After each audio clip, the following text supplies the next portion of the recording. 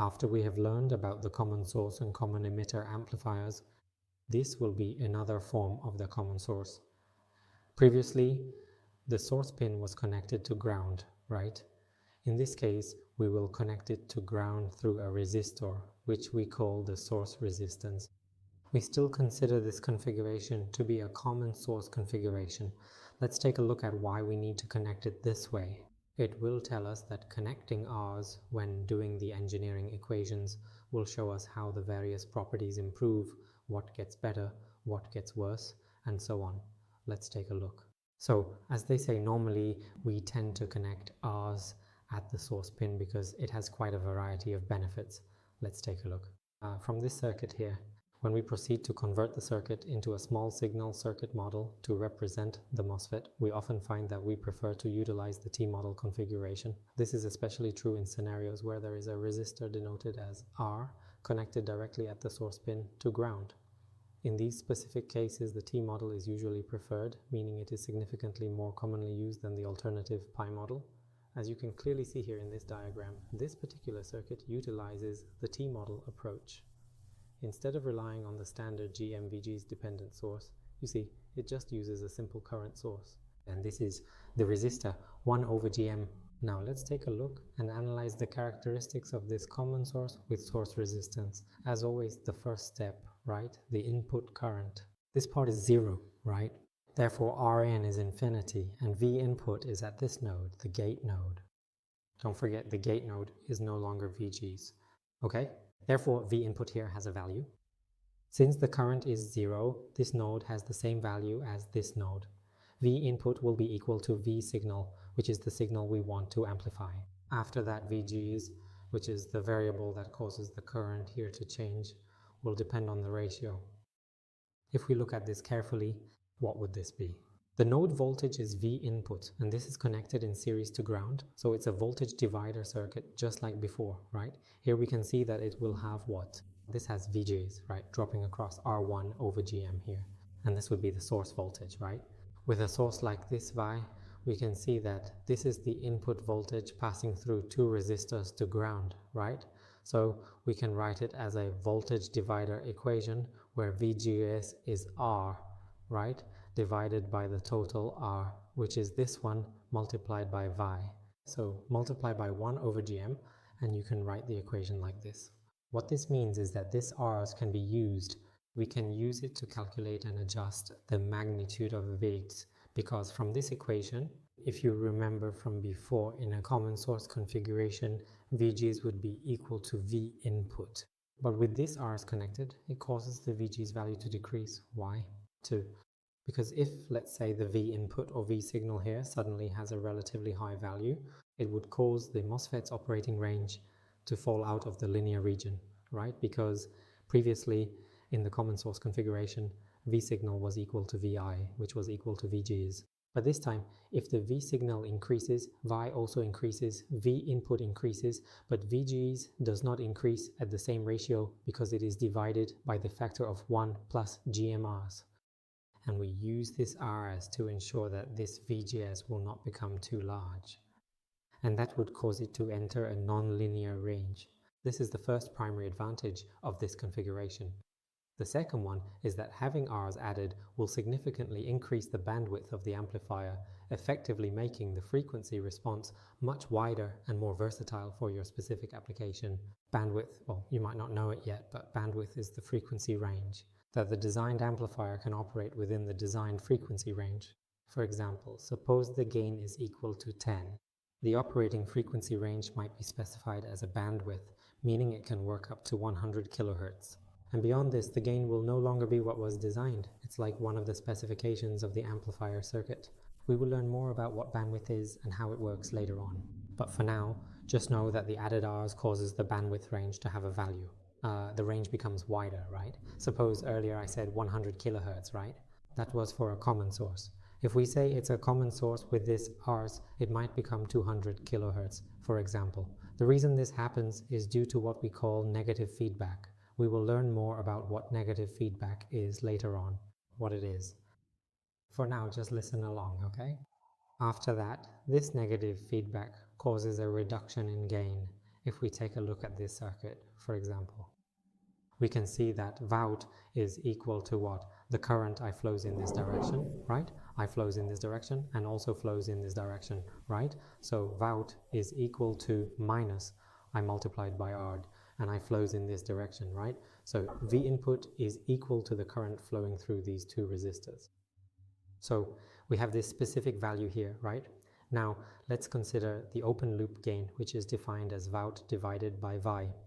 Actually, before we proceed, we really should derive this equation first, don't you think? Because as you can see, the current I cancels out with the other I, right? So that leaves us with this simplified equation right here. And then once we have that, we simply multiply the entire expression by GM, and it eventually comes out looking just like this. The part I want you to notice is the variable above. This expression represents the voltage gain of the standard common source amplifier. Now if we consider connecting a resistor Rs at the source terminal, what happens to the gain? It actually decreases. Why is that? Well, it's because the denominator now includes a divisor term. Specifically, the gain becomes a ratio that is divided by the factor of 1 plus the product of GM and Rs, right? See here, this is also 1 over 1 plus GM Rs as well, right? This means the gain is reduced, but this isn't really a major problem. As I mentioned, the voltage gain is reduced by a factor of 1 over 1 plus GM Rs. It gets divided, you see, and if we look closely at this variable, from this you can see that it's negative total resistance at the drain divided by total resistance at the source, right? The total resistance at the drain is here, and the total resistance at the source is here. Okay, this is just to help you remember it. So please just take a moment to remember exactly where these specific positions are located. And keep in mind that the precise positions of these Rs are the critical factors that ultimately determine the overall gain of the amplifier circuit. But I'll explain that again later. Actually, I don't really like this part that much. Alright, let's see if we can write it in another format. Let's take a look at this output resistance, right? Looking into it, for output resistance, we have to short Vi to 0, right? So with Vi at 0 here, Vi is 0 and VGs is also 0. The current I here is also 0, right? Because if Vi is 0, that means the current I must be 0, since Vi is the current I multiplied by these two resistors. If it's 0, then this part must also be 0. Therefore the current I must be 0. Since this is 0, it acts as an open circuit. This one also becomes an open circuit. Looking into the output, you'll only see this port and ground, which is RD, so it ends up being this variable. And if there is a load connected, the load is connected right here. This is RL. The load will also be in this area. When we look at RL, the gain will behave in this specific way. And so let's take a closer look here. You see the gain is fundamentally defined as a ratio of the total resistance in the circuit, right? So if you look right at this point here, this is exactly where it was written in the documentation, confirming the relationship we are observing. And after that we get that when Rn equals infinity, Vi equals V signal. Therefore the overall gain is equal to the gain of the amplifier itself. There really shouldn't be anything else here to worry about. Let me go ahead and write it down for you. Just to be clear, we are looking at the specific amplifier gain calculation for a common source configuration that includes a source resistance. I usually memorize it like this, which is actually a really important observation to keep in mind. When we are talking about the gain, I always memorize it this way. It is negative, and the multiplier is the total resistance that exists between the drain and the ground. Now, remember, when we say ground here, we are specifically referring to AC ground or just general ground, right? So that value is then divided by the quantity of 1 over GM plus the total resistance that is found between the source and the ground.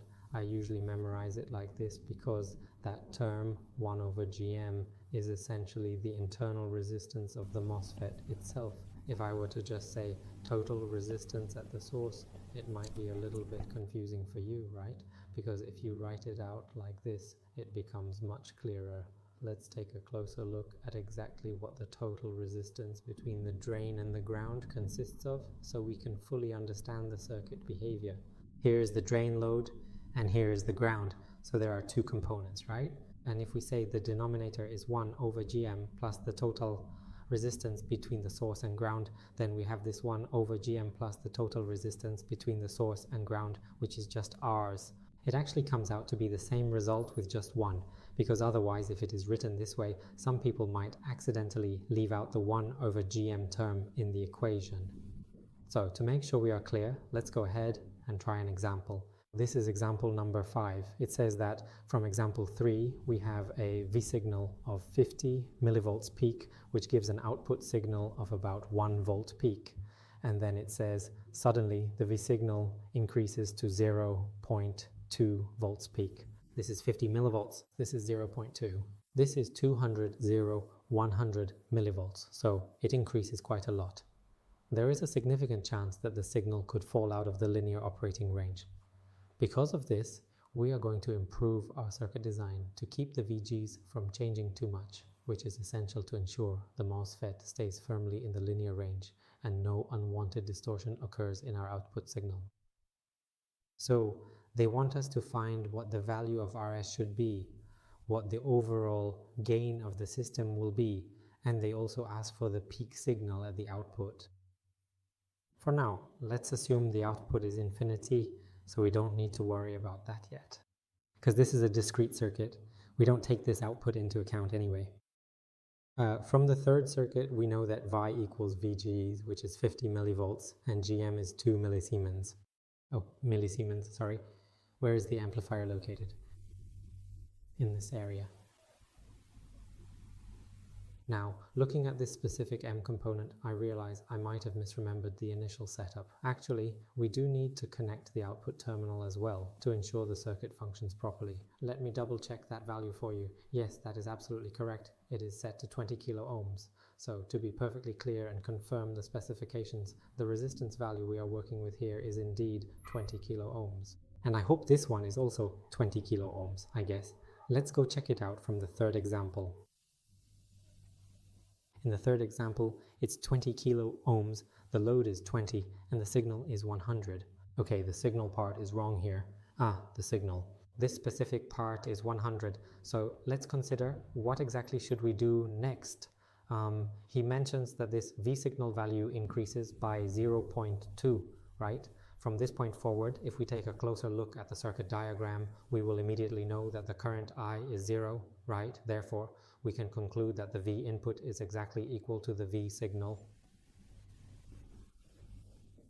Let me zoom in a little bit closer so we can write this out more clearly. Now the V input is exactly equal to the V signal, which we know is 0.2 volts. And if we look closely at this V input right here, if we can see it clearly on the screen, it is representing this specific voltage level, right? I can write it out like this.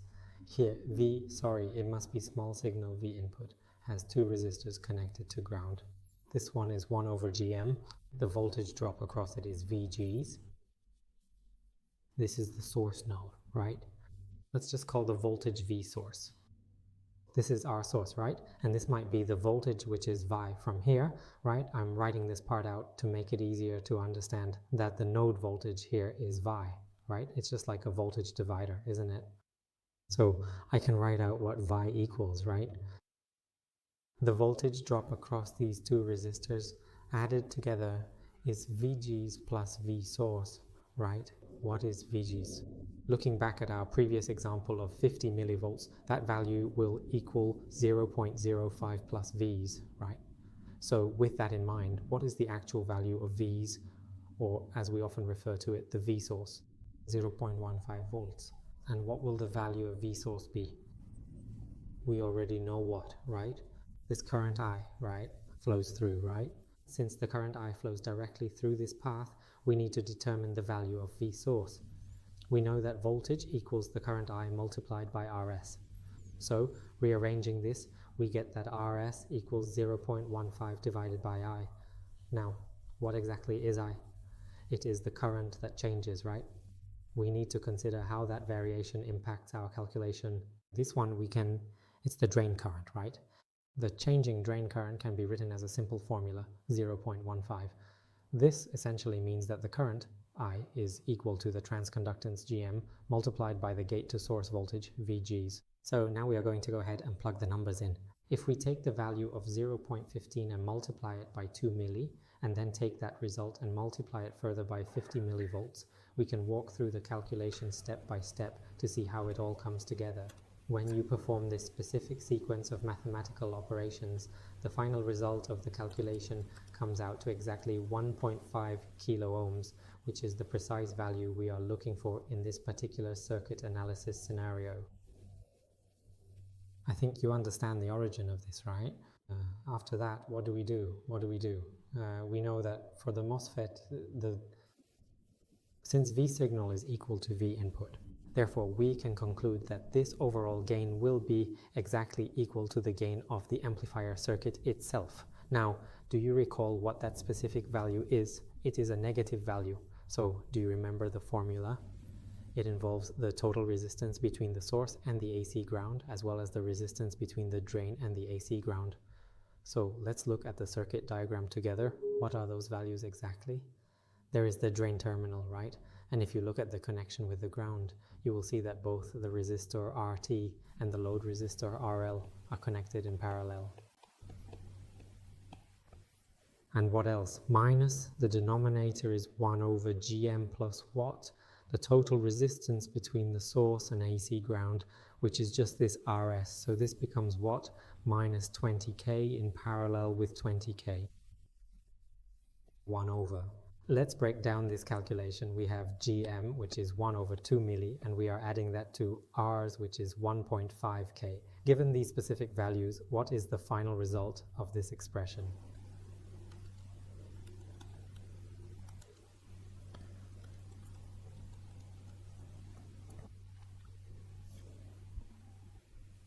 It equals, let me just take a moment to punch these numbers into the calculator again to be absolutely sure. Okay, so looking at the numerator, the top part of the fraction is going to be 10,000, right? Now let's look at the denominator. The bottom part is going to be 2,000. So when you divide 10,000 by 2,000, you get 5. But wait, we have to be careful here because it actually equals minus 5. And please, whatever you do, don't forget the negative sign right here. It is so easy to overlook, but that negative sign is absolutely crucial to the final answer. So make sure you include it. This is also minus 5. The gain is equal to 5. All right, that works out perfectly.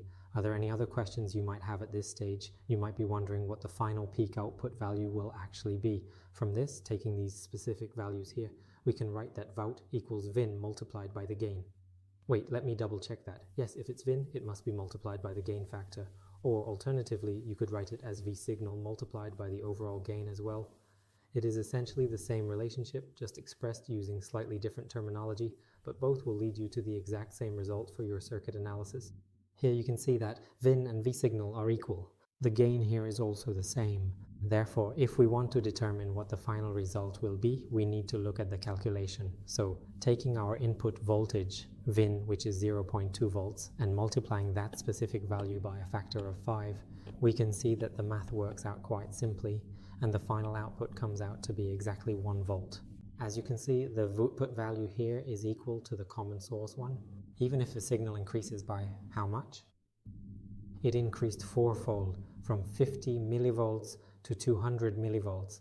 It increased 4 times, but if we connect Rs, well, if we don't connect Rs, right, this might cause the MOSFET to no longer be in the linear region, because the gain is, it's not really a small signal, right?